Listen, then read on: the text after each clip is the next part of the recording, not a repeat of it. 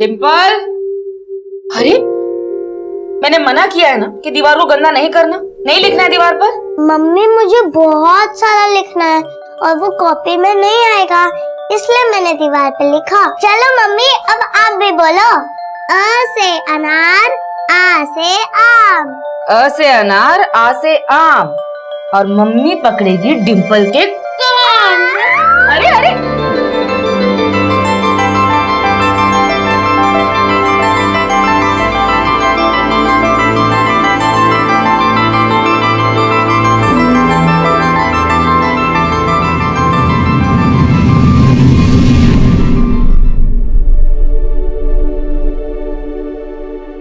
कभी दीवार पे कुछ लिख देती तो कभी छोटी मोटी शरारत करके सबको सताती, और कुछ बोल दो तो रुआसा मुंह बना के सॉरी बोल देती थी।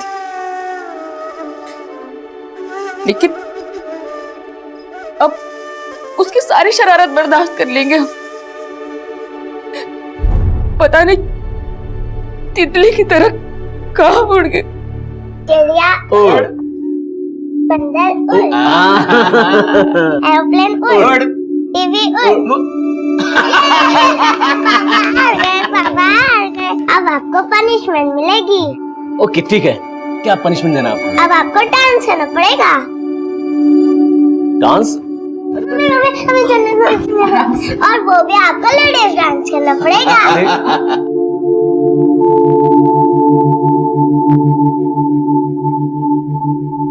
हमें हमेशा उसके इशारों पर नाचना पड़ता था।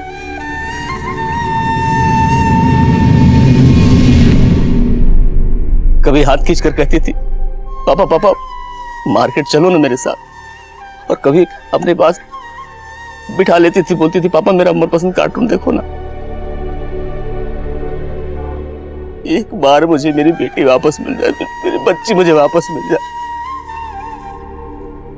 कुछ उसके बिना कुछ अच्छा नहीं लगता, कुछ भी अच्छा नहीं लगता। उसके साथ खेलते थे तो ऐसा लगता था कि हमारा बचपन लौट आया है। पता नहीं कैसे कटेगी बाकी की जिंदगी हमारे डिम्पल के बिना।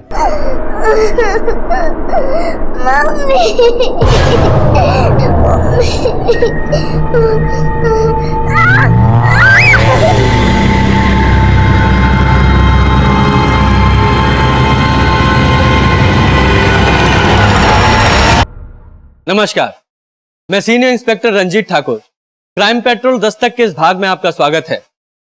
बच्चे बहुत ही भोले और साफ दिल के होते हैं, वो जो कुछ भी करते हैं दिल से करते हैं। कहते हैं उनकी मासूम सी शैतानियों में भगवान की लीला छुपी होती है, लेकिन उन्हें क्या खबर, इस दुनिया में बहुत सारे शैतान भी इंसान का चेहरा बनाकर घूमते हैं, और ऐसे ही एक शैतान ने डिम्पल को अपनी पाखंड लीला का शिकार बना लिया। डिम्पल के घर वाले परेशान थे, और इस केस में सबसे ज्यादा दुख की बात यह थी कि खुद पुलिस भी उनकी आप बीती सुनने को तैयार नहीं थी। साहब मेरी बेटी मिसिंग हो गई, पता नहीं कहाँ चली गई है। साहब रिपोर्ट लिखवानी।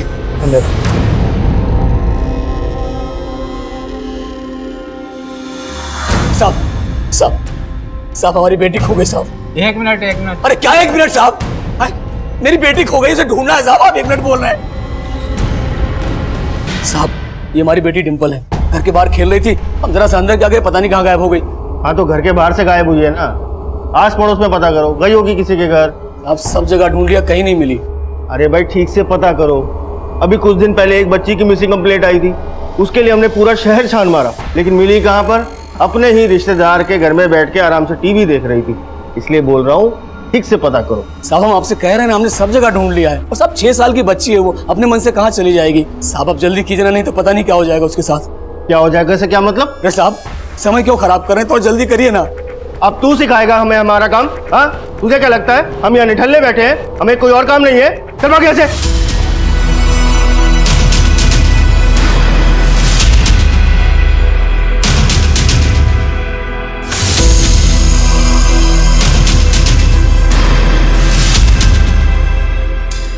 बहू बहू डिम्पल का कुछ पता चला? नहीं, आपको मिले? नहीं, मैंने यहाँ सब लोगों से पूछा, किसी को कुछ पता नहीं चल रहा है।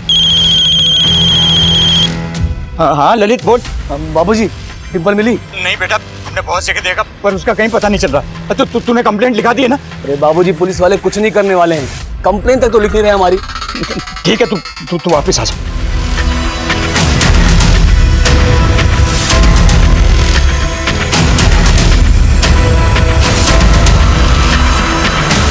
हमारी बेटी डिम्पल कहीं खो गई है। वो सिर्फ 6 साल की है। उसने पीले रंग का फ्रॉक पहना था। जब वो कोई किसी को उसके बारे में कुछ भी पता चले तो हमें बताइए। एक माँ आप सबसे विनती करती, मेरी बच्ची को ढूंढ दीजिए। हमारे डिम्पल को ढूंढने वाले को 50,000 रुपए का इनाम दिया जाएगा, और अगर किसी ने डिम्पल को अगवा किया है तो वो भी बिना डर के हमारे सामने आए, उसकी हर मांग को पूरा करने की कोशिश करेंगे। ये हमारी डिम्पी है। अगर किसी को भी कहीं भी मिले तो हमसे आकर मिलिए। हमारा पता है 45/66 जयंत गार्डन, गया, बिहार। हमारा मोबाइल नंबर है 96-280। किसी कुछ भी पता चले तो आपसे विनती करते हैं कि हमें जरूर बताइए, जरूर बताइए। बाबूजी रचना, आप लोगों के मोबाइल में जितने भी नंबर हैं सब पे ये वीडियो भेज दीजिए। भैया जी हमें भी ये वीडियो भेज दीजिए, हम भी सभी नंबरों पे भेज देंगे। हाँ इनको भेज दो, तुम भी भेज दो।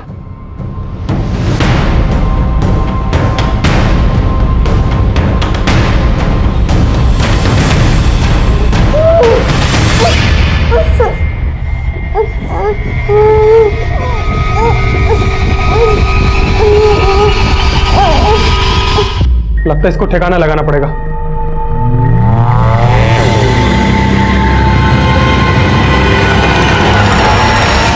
पुलिस प्रशासन! पुलिस प्रशासन! पुलिस प्रशासन!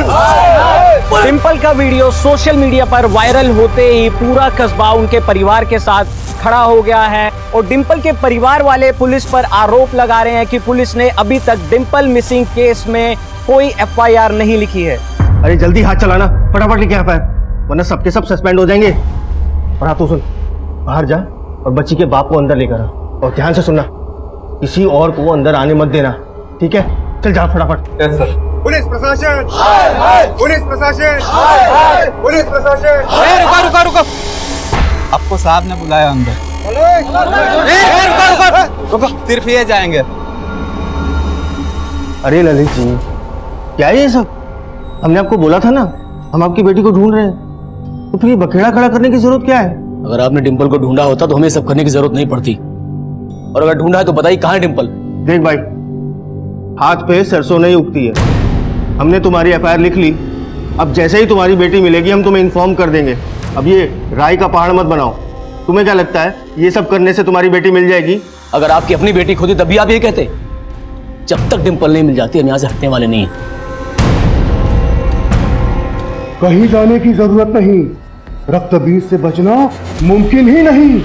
देवी माँ भी थक गई थी, रक्त बीज को काटती तो उसकी खून की एक एक बूंद से सैकड़ों रक्त बीज पैदा हो जाते, इसलिए उसको बना दिया छोटा सा जीव, जिसको कलयुग में कहते हैं खटमल। एक मारो तो सैकड़ों पैदा हो जाते। डर मत, बिल्कुल मत डर, वो तुझे काटेंगे नहीं, हंसाएंगे।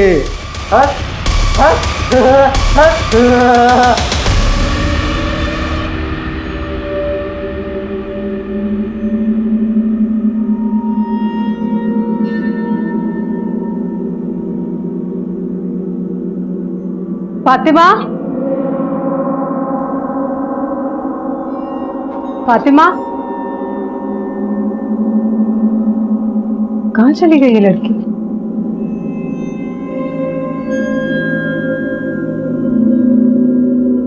फातिमा, अरे क्या हुआ ये? और ये खून? मम्मी, इस एक बूंद खून से सैकड़ों रक्त बीज पैदा हो जाएंगे। रक्त बीज? ये क्या बोल रही है तू? वो कुछ नहीं अम्मी, रक्त बीज की कहानियाँ याद आ गई थी। कहाँ से सुनकर आती है सब कहानियाँ?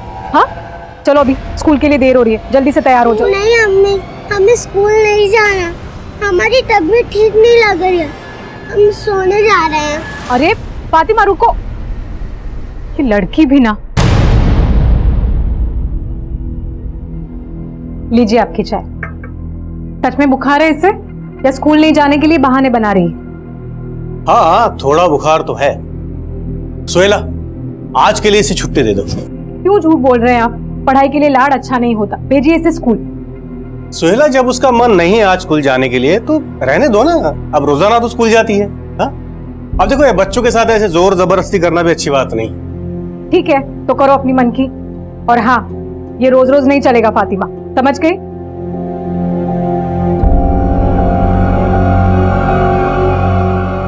बेटा तुम इतने चुपचाप क्यों? हाँ? अच्छा, तो स्कूल में किसी के साथ तुमने आज झगड़ा किया होगा, इसीलिए आज स्कूल नहीं गई।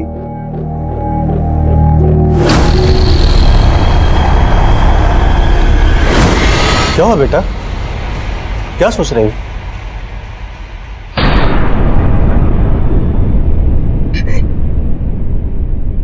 अरे क्या निकम्मी पुलिस है बाबूजी, कान पर जू तो नहीं रह रही, समझ में नहीं आता है क्या करूं।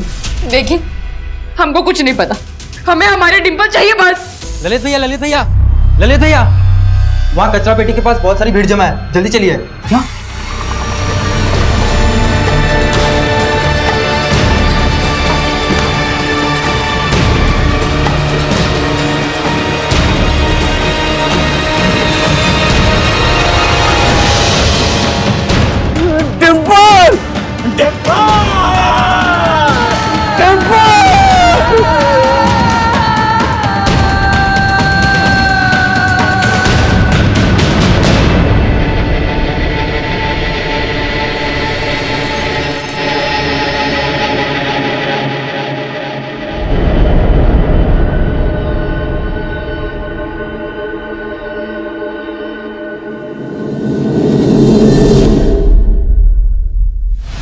हमारी वजह से हमारी डिंपल बच्चों संभाल संभाल के, औकात में अपनी। क्या जवान संभाल के, सब तुम्हारी गलती है। समय होते हुए ढूंढा दूर, डिंपल के साथ ऐसा नहीं होता। मारो इनको, मारो इनको, मारो इनको, मारो इनको, मारो।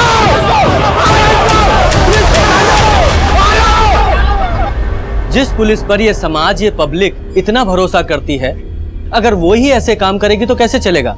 अगर एसआई सुशील और उसकी टीम ने इस केस की जांच समय पर शुरू कर दी होती तो शायद मैं आपके सामने ये कहानी नहीं सुना रहा होता।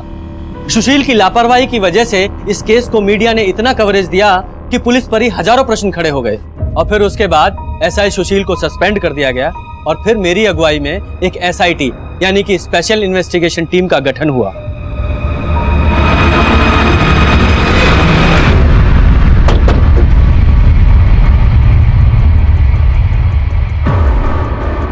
सर यहीं पर डिंपल की कटी हुई लाश मिली थी। जब कुत्तों ने लाश के टुकड़ों को खाना शुरू किया तभी पब्लिक का ध्यान यहाँ पर गया। लगभग यहाँ पूरी लाश पे फंगस दिखाई दे रही है फोटोज में। सर वाकई में बहुत ही ब्रूटल मर्डर है, और यहाँ आसपास में भी किसी ने ना तो डिंपल को अगवा होते हुए देखा है और ना ही लाश को यहाँ पर डंप होते हुए। डिंपल की लाश यहाँ सुबह मिली थी, जाहिर सी बात है इसे रात को किसी समय फेंका गया होगा, और लगभग आधा किलोमीटर दूर है डिंपल का घर यहाँ से, है ना? तो हो सकता है डिंपल का कातिल उसके घर के आसपास ही कहीं रहता हो। पर सर जिन सर्कमस्टेंसेस में ये केस सामने आया है, डिंपल की फैमिली से पूछा तक नहीं किया था कि उनको किस पे शक है।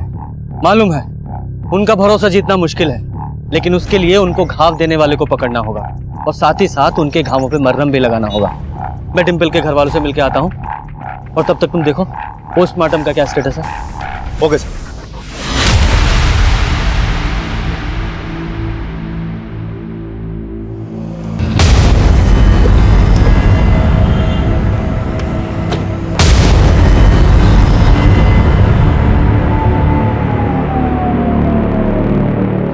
जब हमको जरूरत था तब कहाँ थे आप लोग? अब हमें आपसे कोई बात नहीं करनी है, आप जा सकते हैं। देखिए हम मानते हैं आपके साथ बहुत बुरा हुआ है, लेकिन अब हम इस केस की दोबारा जांच शुरू कर रहे हैं। आप चाहते हैं कि डिंपल का कातिल पकड़ा जाए तो प्लीज हमारे साथ सहयोग कीजिए। क्या सहयोग करें? देखिए हमें हमारे हाल पे छोड़ दीजिए और जाइए यहाँ से आप। नहीं छोड़ सकते। एक फूल सी बच्ची के साथ इतनी बर्बरता करने वाला कातिल आप नहीं चाहते पकड़ा जाए? आप विस्तार से बताइए, डिंपल को आखिरी बार आप लोगों ने कब और कहां देखा था? उस दिन उसे नहला के तैयार किया था। ये हो गए बात, अब हम लगा देते हैं क्लिप, है ना? मम्मी इस ड्रेस के साथ तो येलो क्लिप चाहेगी, येलो क्लिप दो ना। अब तुमने येलो वाली क्लिप तो खो दी, मैं कहाँ से लाऊं? चलो अब ये वाला लगा लो। नहीं मम्मी, मैचिंग खराब हो जाएगी। अच्छा बाबा, करती हूँ तुम्हारी मैचिंग, वरना पूरा घर सर पे उठा लो।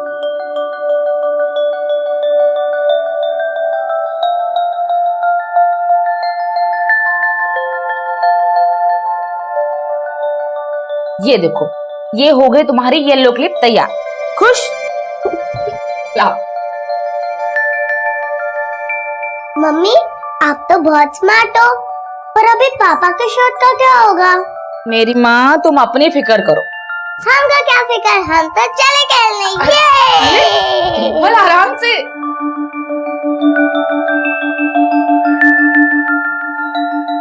ये लड़की भी ना।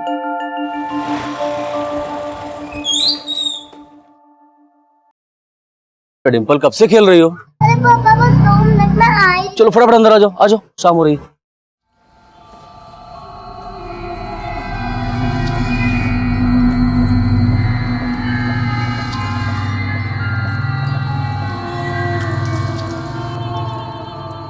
रचना, हाँ? एक गिलास पानी पिलाइए।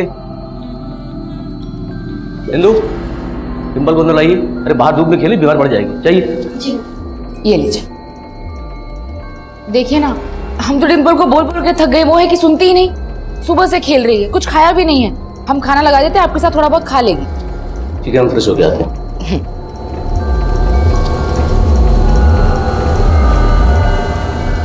रचना जी? डिंपल नहीं आई अभी तक? वो इंदु गई है बुलाने। अरे उसे गया 10 मिनट हो चुका है। भैया डिंपल कहीं नहीं मिल रही है। कहीं नहीं मिल रही? अरे यही बाहर तो खेल रही थी। हम गए थे बाहर, नहीं है। आसपास भी देखा तो नहीं मिल रही है। नहीं मिल रही?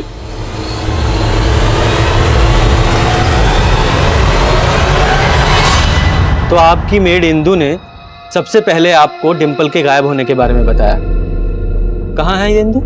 अपने घर पे होगी, सुबह और शाम काम पे आती है। डिंपल को इतनी बेरहमी से कौन मार सकता है? किसी पे शक है आपको? अवधेश। कौन है अवधेश? हमारा साला, रचना की बुआ का लड़का। दरअसल सर, रचना बचपन से अपनी बुआ के यहाँ रही है और हम दोनों की लव मैरिज थी, तो इस बात से अवधेश बहुत खफा था। ये रहता है पास में, आते जाते निगाह मिल जाती है उससे। लेकिन 7 महीने पहले जब रचना प्रेग्नेंट थी। क्या बात है, छोड़ दिया क्या ने? तमीज से बात करो अवधेश। ओ, तमीज से? अपनी तमीज देखी है? साला जिस थाली में खाया उसी में छेद कर दिया। यहाँ रास्ते पर तमाशा मत करो, समझे? तमाशा कर रहा हूँ मैं। क्या हुआ? क्या अवधेश? कुछ नहीं, बस दीदी को मुबारकबाद दे रहे हैं बच्चा होने की, कि इस बार मुर्दा पैदा हो।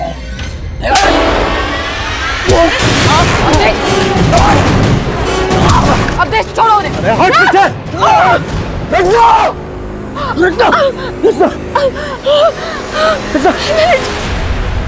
अवधेश की वजह से हमारा दूसरा बच्चा भी, और अब डिंपल। साहब, बेटे की शादी के 5 साल बाद भी हमारी बहू की गोद सुनी थी। बहुत मिन्नत की, बहुत प्रार्थनाएं की, फिर भगवान ने हमें एक बच्चा दिया, डिंपल।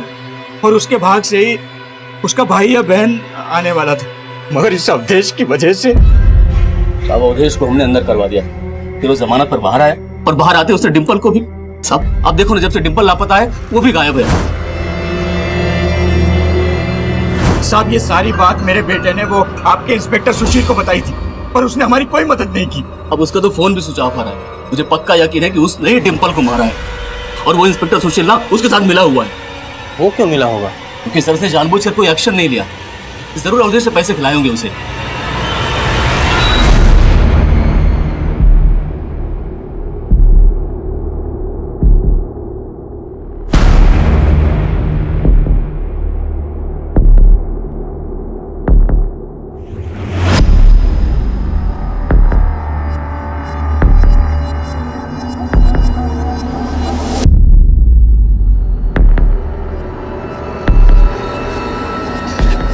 हेलो, पर्दा उठ गया। रक्तबीज ने ली आज फिर से इस रंगमंच पे एंट्री। आज का खेला बड़ा दिलचस्प होगा। आज रक्तबीज खटमल नहीं बल्कि मलमल की तरह मुलायम होगा। हंसा हंसा हंसा। अच्छा, मैंने चेक किया अवधेश के घर में काफी दिनों से ताला लगा है और उसका फोन भी बंद आ रहा है। और डिंपल के घर वालों का कहना है कि एसआई सुशील ने इस अवधेश को बचाने की कोशिश की थी। सर, मैं एक काम करता हूँ, पता करता हूँ कि अवधेश और इस एसआई सुशील के बीच में क्या कनेक्शन है। वैसे मैंने अवधेश का फोन नंबर और उसके फोन का IMEI नंबर सर्विलेंस पे डलवा दिया है। गुड। डिंपल के फादर ललित का कहना है कि उन्होंने डिंपल को घर के बाहर खेलते हुए देखा था, और जब उन्होंने अपनी मेड इंदू से कहा कि वो डिंपल को घर के अंदर ले आए तो मेड ने तुरंत आकर कहा कि वो खो गई है। मतलब उसका कहना है कि डिंपल सिर्फ चंद मिनटों में घर के बाहर से गायब हो गई। यही बात खटक रही है। इस इंदू को भी समझना पड़ेगा। आने बुलाओ सर। फातिमा, फातिमा बेटा उठ जाओ बेटा। फातिमा 2 बज गए, चलो उठो बेटा। फातिमा, फातिमा बेटा, क्या हुआ बताओ। देखो बेटा, डरो मत, आपके साथ किसी ने कुछ गलत किया है। कौन है बेटा, बताओ। रक्तबीज। रक्तबीज? तो नहीं, ये लो चॉकलेट खाओ। किसी को कुछ बताया तो रक्तबीज तुम्हें खा जाएगा।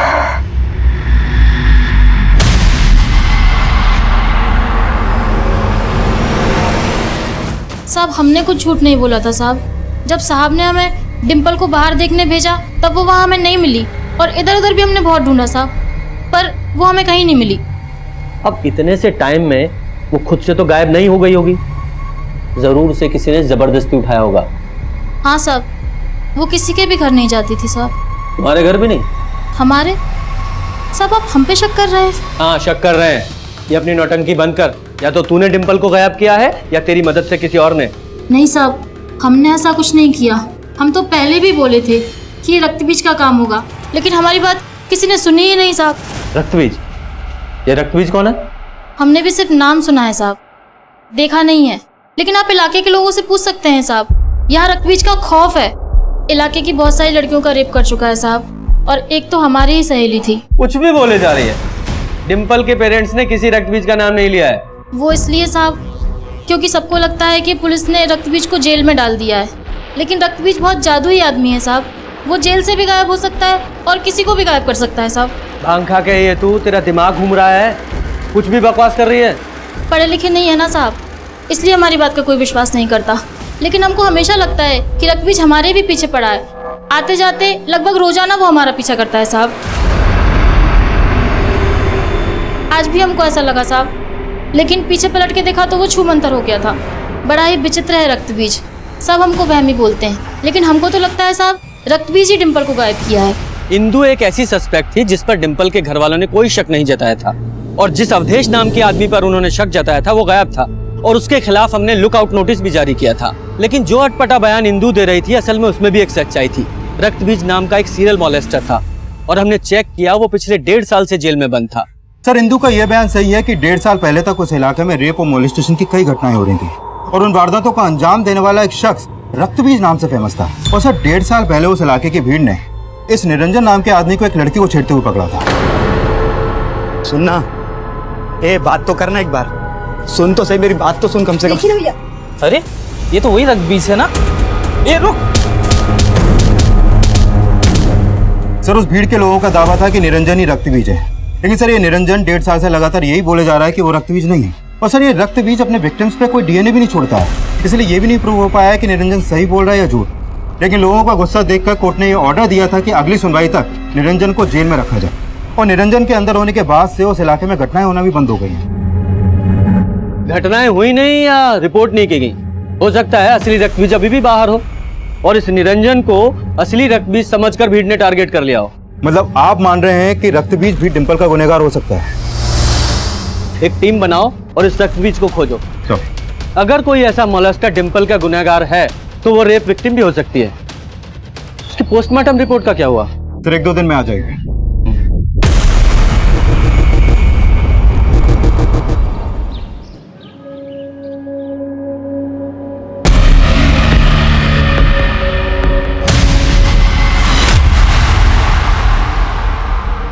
सुष्मिता, बार बार पीछे क्यों दिख रही है? कुछ नहीं बात कर।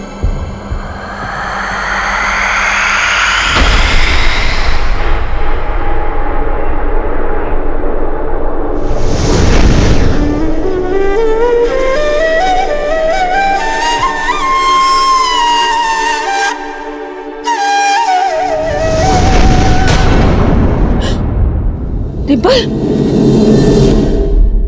देखो बहू, हम जितने बार डिम्पल का फोटो देखोगी उतने बार पगला जाओगी। तो पगला जाने दीजिए हमको, हमारा बस चले ना तो जहर खा के मर जाए। बेटा हम मानते हैं कि हम में से कोई भी डिम्पल को कभी नहीं बोला पाएगा, पर बच्चे का दुख बच्चा ही दूर कर सकता है। और इस दुख से उबरने का एक ही तरीका है, अपने परिवार को बढ़ाओ।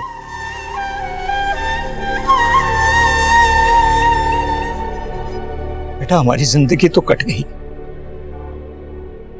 पर तुम दोनों बिना संतान के अपना बुढ़ापा कैसे काटोगे?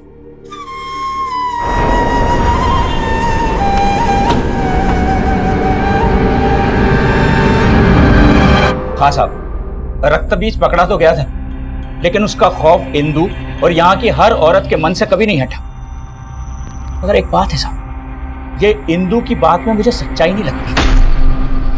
लेकिन कभी आपको ऐसा नहीं लगा कि सिंधु ने ही डिम्पल के साथ? नहीं नहीं साहब, बिल्कुल नहीं, वो हमारी पुरानी वफादार है। अच्छा, हमें पता चला है कि लगभग 2 साल पहले आपने और आपके इलाके के लोगों ने किसी सुदर्शन नाम के आदमी को पकड़ा था रक्तबीज समझकर। कहाँ जा रही हो? उसको छोड़ेंगे नहीं हम आज, पुलिस के हवाले करके रहेंगे। मारो उसको। हाँ सर, हमने इसे रक्तबीज समझकर पकड़वाया था, लेकिन बाद में पता नहीं क्या हुआ, फिर पुलिस वालों ने इसे छोड़ दिया और बाद में हमें पता चला कि असली रक्तबीज भी पकड़ा गया था। कौन असली रक्तबीज है कौन नकली रक्तबीज है ये तो हम पता लगा रहे हैं, लेकिन कभी आपने ये नहीं सोचा कि ये सुदर्शन आपसे बदला ले सकता है और इसी ने डिम्पल को? क्या यही पूछने आए थे आप? अगर आपको पता है सबको तो जाके पकड़िए उन्हें, आप क्या पकड़ेंगे? अवधेश को तो पकड़ नहीं पाया अभी तक, बस पूछने चले आते हैं आप। इसलिए बनाई थी एसआईटी। ये एसआईटी डिम्पल को इंसाफ दिलाने के लिए ही बनी है, और कुछ भी बोलने से पहले खुद पे काबू रखिए। और हम ठान चुके हैं कि डिम्पल का गुनहगार बचने नहीं वाला। सुष्मिता, हम जरा आते हैं, ये दरवाजा बंद कर लेना। हाँ माँ, कर लूंगी।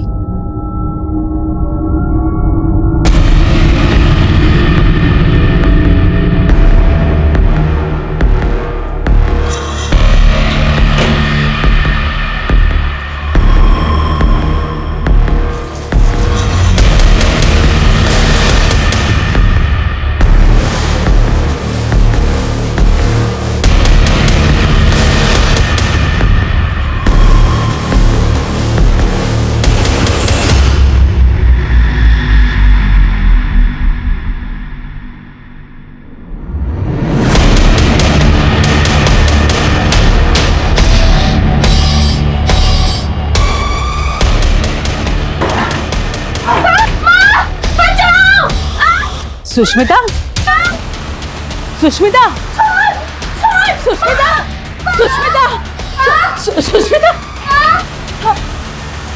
सुष्मिता, सुष्मिता।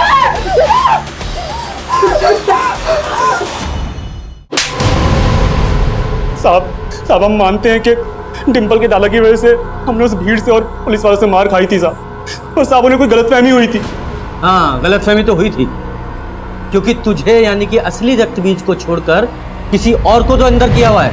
नहीं साहब हम कोई रक्तबीज नहीं है साहब, और उस दिन हम कोई छेड़छाड़ नहीं कर रहे थे साहब। वो लड़की तो हमारी गर्लफ्रेंड थी साहब, और जब उसने ये बात पुलिस वालों को जाकर बताई तो उन्होंने हमें छोड़ दिया था साहब। हो सकता है तूने उस लड़की को मजबूर किया हो कि वो तुझे बचा ले। नहीं साहब, ऐसा बिल्कुल भी नहीं है साहब। अच्छा, तो कहानी उल्टी है।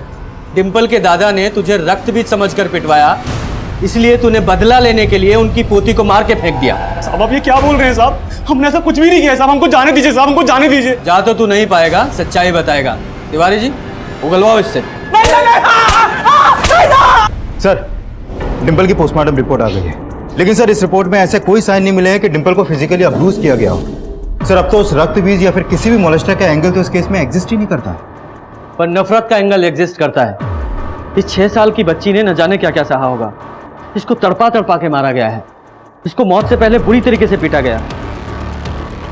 उसकी पसलियों, हाथों और पैरों सभी हड्डियों पर क्रैक्स हैं। और इस रिपोर्ट के हिसाब से उसकी मौत उसी दिन हुई थी जिस दिन वो गायब हुई थी, यानी कि उसे 8 घंटे तक टॉर्चर किया गया था। उसके सर पर किसी भारी चीज से वार किया गया और उसकी बॉडी को कचरा फेंकने वाली जगह पर जाकर डंप कर दिया गया। सर इस रिपोर्ट में एक स्ट्रेंज बात और सामने आई है। डिंपल की बॉडी पर पुआल के कुछ टुकड़े भी मिले हैं। इसका मतलब उसे किसी ऐसी जगह पर रखा गया था जहां पुआल था, यानी कि वही क्राइम सीन है। उसे वहीं टॉर्चर किया गया। लेकिन सर हम ढूंढेंगे कैसे, क्योंकि उस इलाके के हर दूसरे घर में पुआल होता है। तो हम उस इलाके के सभी घरों का सर्च वारंट निकलवाएंगे। इस अवधेश की क्या खबर है? सर फिलहाल अभी तक उसका कोई क्लू नहीं मिला है, लेकिन हमारी तलाश जारी है। इवन हमारी नजर उसके उन रिश्तेदारों पर भी है जो उसको छुपने में उसकी मदद कर सकते हैं।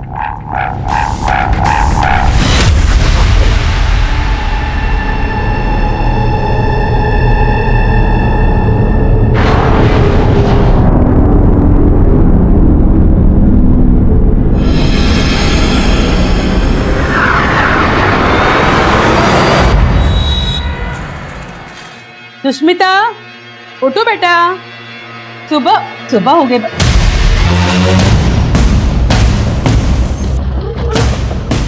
सर कल रात इस आदमी ने एक औरत को यहाँ पर ये पुआल फेंकते हुए देखा था। पुआल पर खून के निशान भी हैं। ये देखिए सर। उस औरत को पहचानते हो? नहीं साहब, हम दूरी पे थे और अंधेरा था तो औरत को नहीं पहचान सके। सर डिंपल की बॉडी पर भी ठीक इसी तरीके के पुआल के टुकड़े मिले थे और ये ब्लड सूखा हुआ है। कहीं ये डिंपल का ब्लड तो नहीं? डिंपल की बॉडी 1 हफ्ते पहले डंप की गई थी और इस आदमी ने उस औरत को कल रात को ये पुआल फेंकते हुए देखा। आपका मतलब ये ब्लड किसी और का है? हो सकता है, लेकिन फिर भी तुम इस ब्लड को डिंपल के ब्लड ग्रुप से मैच करा के देखो और जल्दी से पता लगाने की कोशिश करो कि वो औरत कौन है जिसने ये पुआल रात को यहाँ फेंका। Excuse me sir. हेलो, ठीक है सर। अवधेश को पटना में देखा गया और पटना के जिस एरिया में उसे देखा गया उस एरिया में उसके एक मौसा रहते हैं। उठवाओ उस अवधेश को।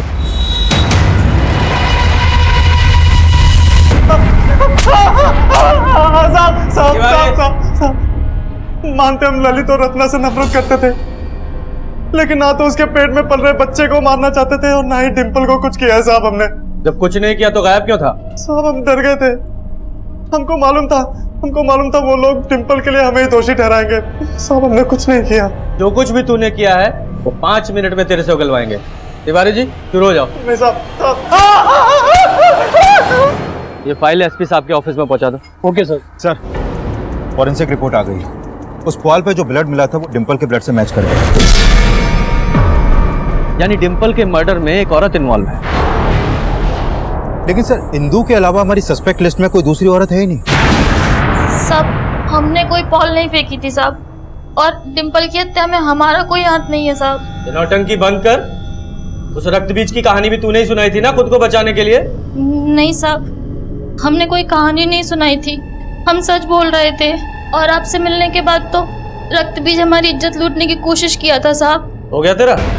अब हम शुरू करते हैं। जरा याद दिलाओ इसे। बोल।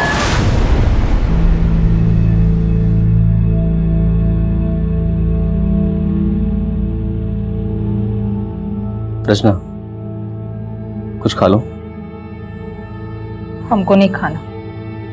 देखो खाओगी नहीं तो बीमार पड़ जाओगी, खा लो। ललित, इंदू को पुलिस ने गिरफ्तार कर लिया है और अवधेश ने फिर से अर्जी लगाई है जमानत के लिए। तो ना तो अवधेश कुछ उगल रहा है और ना ही इंदू। सर हमने इंदू के घर की भी तलाशी ली थी, लेकिन वहां पर ऐसे कोई भी ब्लड ट्रेसेस नहीं मिले। अगर वो औरत इंदू नहीं थी फिर कौन हो सकती है जिसने वो पुआल फेंका और जिस पर डिंपल का ब्लड मिला? उस एरिया में लगभग 50-60 घर होंगे और आई एम श्योर वो औरत वहीं कहीं रहती होगी। एक काम करो, वहां रहने वाली सभी फैमिलीज की एक लिस्ट बनाओ और चेक करने की कोशिश करो कि वो ऐसी कौन सी फैमिली है जिसके पास डिंपल की हत्या का मोटिव हो। चलो सर।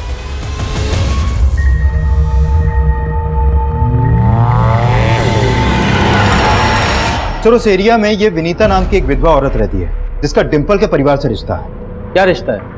सर ये विनीता डिंपल के दादा विश्वनाथ की भतीजी है और पिछले 2 सालों से इन दोनों परिवारों के बीच में बोलचाल बंद है। लेकिन सर हैरानी की बात तो यह है कि विनीता की एक बेटी थी सुष्मिता जो रक्तबीज की विक्टिम थी। सर एक्चुअली 2 साल पहले सुष्मिता का रेप हुआ था जिसके बाद इसने सुसाइड कर लिया था और तभी से इन दोनों परिवारों के बीच में बोलचाल बंद है। ये सुष्मिता तो विक्टिम थी ना रक्तबीज की, फिर इसकी माँ ने डिंपल के परिवार से बोलचाल क्यों बंद कर दी थी? हाँ सर, सुष्मिता उस रक्त बीज के खौफ में जी रही थी और इसीलिए विनीता सुष्मिता की शादी 16 बरस की उम्र में ही करा देना चाहती थी। मेरे ललित ने इस बात का विरोध किया था। दीदी कैसी बात कर रही हैं आप? नाबालिग है भी ये, आप किसकी शादी के बारे में सोच रही हैं? हम भी ये नहीं चाहते, पर हमारी बच्ची यहाँ सुरक्षित नहीं है। कल को उस रक्त बीज ने कोई ऊंच नीच कर दी तो कोई इसका हाथ नहीं थामेगा। दीदी सुष्मिता 16 साल की है बस, और इस उम्र में शादी करना गैर कानूनी होता है, पता है आपको? जेल भी हो सकती है। पर हमने तो अच्छे के लिए सलाह दी थी, लेकिन फिर उस रक्तबीज ने सुष्मिता का रेप कर दिया। उसके बाद उसने आत्महत्या कर ली और दीदी को लगा कि हमने उनकी बेटी को छीन लिया है। तुम्हारी वजह से मेरी बच्ची को मैंने खो दिया। इसने उस दिन मेरी बच्ची को शादी करने से नहीं रोका होता तो मेरी बच्ची जिंदा तो होती। वो तो हमसे इतना नाराज हो गई थी कि बातचीत तो क्या हमें राखी बांधना तक छोड़ दिया।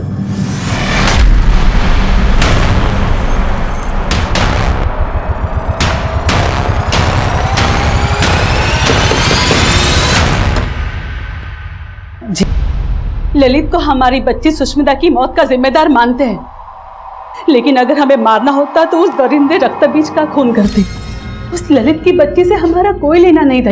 लेकिन उसके फादर से तो थी। दुश्मनी नहीं थी साहब, सिर्फ मनमुटाव था, और हम इतने भी गए गुजरे नहीं हैं कि किसी की हत्या कर दे। सर कुछ भी सस्पिशियस नहीं मिला। लेकिन इस केस में हम विनीता को क्लीन चिट नहीं दे सकते। लेकिन सर अगर हमारी सस्पेक्ट लिस्ट में विनीता है तो इंदु के उस बयान में भी सच्चाई हो सकती है कि कुछ दिन पहले रक्तबीज ने उसको मॉलेस्ट करने की कोशिश की थी। इस केस में रक्तबीज का नाम बार बार उठ रहा है। कौन है ये रक्तबीज? ये निरंजन जो पिछले 1.5 साल से जेल में बंद है, या वो सुदर्शन, या फिर कोई और जो अपनी पहचान बदलकर बाहर घूम रहा है? लेकिन सर डिंपल को तो मॉलेस्ट नहीं किया गया था, फिर रक्तबीज को उसके मर्डर से कैसे जोड़ सकते हैं? अब कोई क्रिमिनल कब, क्यों, कहां और कैसे क्राइम करेगा इस बात का अंदाजा नहीं लगाया जा सकता। लेकिन सर इस समय रक्तबीज को ढूंढना अंधेरे में तीर चलाने से कम नहीं है, क्योंकि इस वक्त हमारे पास ऐसा कोई क्लू नहीं है जिसको लेकर हम उसकी तलाश शुरू कर सकें। विकास एक काम करो, ये रक्तबीज के जितने भी विक्टिम्स हैं ना, उन सबकी डिटेल्स निकालो। हो सकता है डिंपल मर्डर का वहीं से कोई लीड मिले। Sure sir. सर 1.5 साल पहले निरंजन की गिरफ्तारी से पहले तक रक्तबीज के खिलाफ कुल 27 केस दर्ज हुए थे, जिसमें से ये सुष्मिता इकलौती लड़की थी जिसने सुसाइड किया था। और सर ये फातिमा, 7 साल पहले फातिमा की मां ने सबसे पहले रक्तबीज के खिलाफ केस दर्ज किया था। तो सबसे पहले इस फातिमा और उसकी फैमिली से जाके मिलते हैं।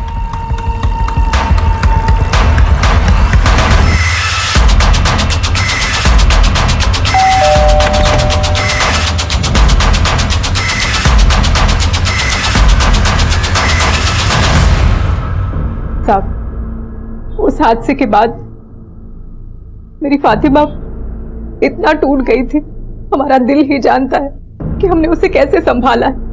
सिर्फ 9 साल की उम्र में ही इसके साथ। ये लो चॉकलेट खाओ। किसी को कुछ बताया तो रक्तबीज तुम्हें खा जाएगा।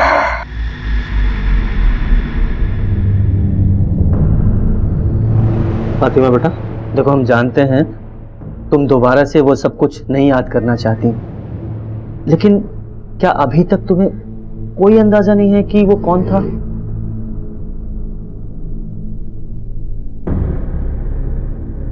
हो सकता है वो तुम्हारे आसपास का ही कोई हो। कुछ तो याद होगा तुम्हें।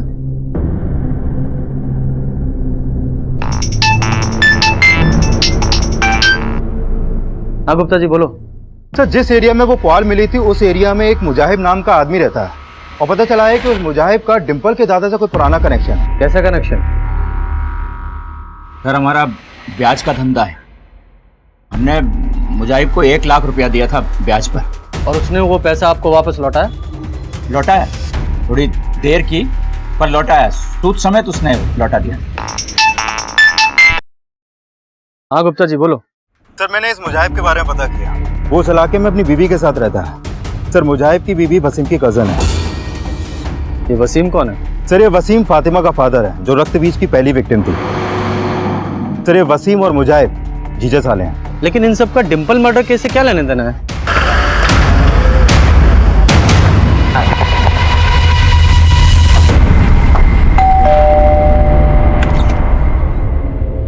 मुजाहिब। हाँ साहब। तुम्हारे घर का सर्च वारंट है हमारे पास। Search warrant? पूरा घर सर्च करो। ले लो, कमरे में चेक करो।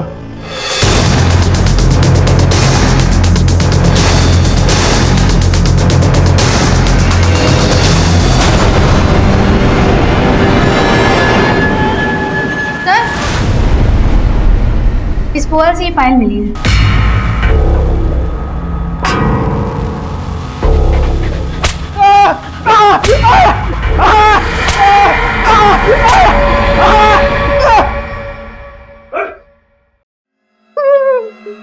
तेरे घर से जो पायल मिली थी वो डिंपल की थी, उस पर जो खून लगा हुआ था वो भी डिंपल का ही था।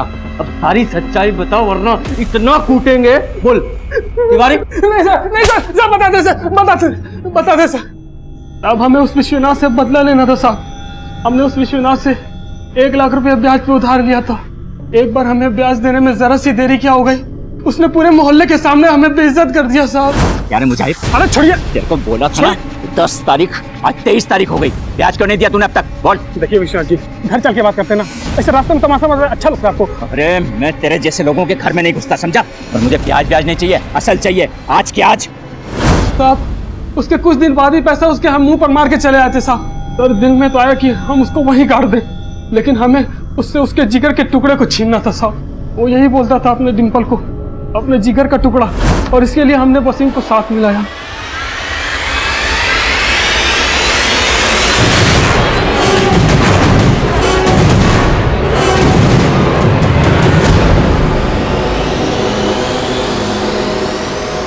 फिर उन लोगों ने उसका वीडियो सोशल मीडिया पर वायरल कर दिया।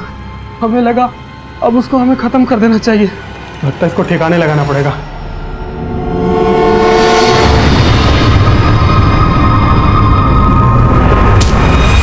हमने उसकी लाश उसी रात ठिकाने लगा दी थी, लेकिन अगले दिन देखा डिंपल के खून के धब्बे पुआल और घर में रह गए थे। इसीलिए हमने उस पुआल को देर से जला के फेंकने की कोशिश की थी सर।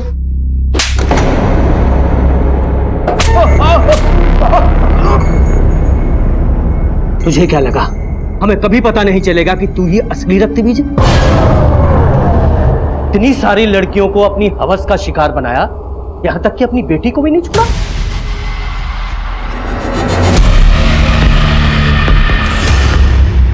और इतने सालों तक अपनी बीवी को भी डरा धमका के रखा ताकि वो तेरी इस नीचता के बारे में किसी को बता ना सके। और वो तेरा साला मुजाहिब वो तेरे बारे में सब कुछ जानता था, इसलिए उसके ब्लैकमेल करने पर तूने डिंपल को अगवा करने में उसका साथ दिया। तेरे जैसा नीच और कुकर्मी इंसान इस पूरी दुनिया में नहीं मिलेगा।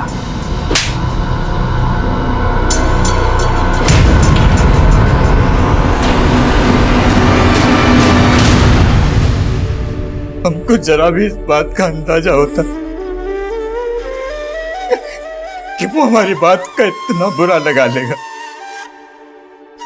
हम उससे सूद तो क्या असल भी कभी नहीं मांगते।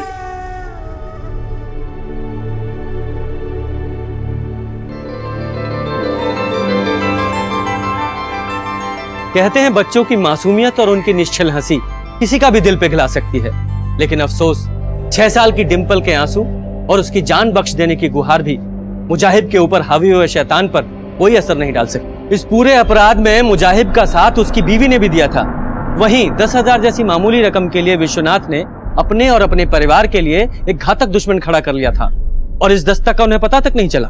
वसीम जो रक्त बीज बनकर कस्बे की कई लड़कियों के साथ साथ अपनी बेटी फातिमा को भी अपना शिकार बना चुका था, उसका बचाव खुद उसकी पत्नी सुहेला कर रही थी, जो सब कुछ जानकर भी चुप थी। ऐसे समाज में हमारा परिवार, हमारे बच्चे तब तक सुरक्षित नहीं है जब तक छोटी से छोटी दस्तक भी हमारा ध्यान अपनी ओर ना खींचे। आज के लिए बस इतना ही। देखते रहिए क्राइम पेट्रोल दस्तक, क्योंकि मकसद बताना नहीं बचाना है। जय हिंद।